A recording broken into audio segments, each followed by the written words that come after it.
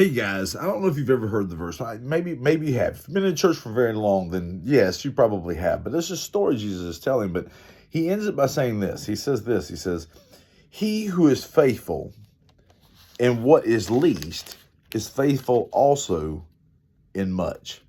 Now, when he says that, I want you to get a feel for this. Okay, a lot of people, man, if God would just give me position, or if He give me, if He give me, the authority to be able to do this, this, and this, and this is what I would do, and this is how I would do it, man. All these different things, and the Lord is a merit based Lord. I mean, in all honesty, it just is. If you can be trusted with a little bit, He'll trust you with a little bit more. I mean, if you can be trusted with a little bit of power or a little bit of money, then maybe the rest of it comes along on your way.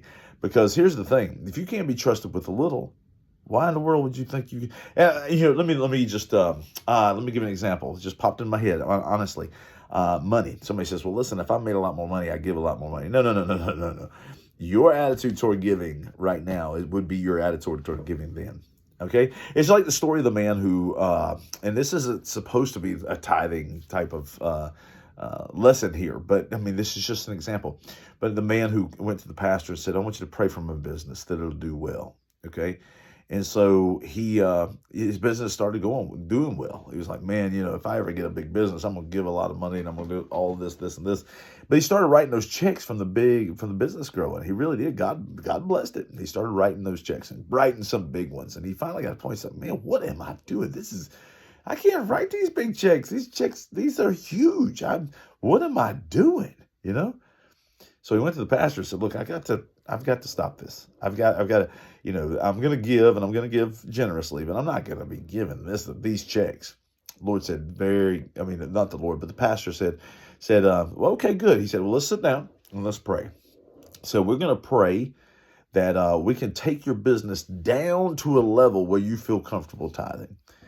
And man, he was like, "Whoa, whoa, whoa, what do you mean?" And so the point was made. The point was made. It's like, look, guys, God's blessing you.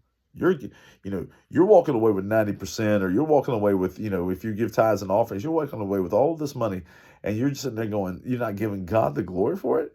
I mean, my goodness gracious, God's giving you 90%. You're worried about that 10. It blows my mind sometimes. But Jesus is very clear. Okay, it's true of your responsibilities. It's true of your money. It's true of anything, any system where you're trying to get somewhere in life, any goal system. If you can be trusted with a little, then you can be given a little bit more. But if you can't even be trusted with a little, why do you think God's gonna just keep pouring it out? All right, you got to be trusted with it. God's willing to give you responsibility. God's willing to give you blessing. God's willing to give you all those things, but He's going to have to see that you're first willing to be responsible and willing to be giving with what you already have. All right? Love you guys. Talk to you later. Bye-bye.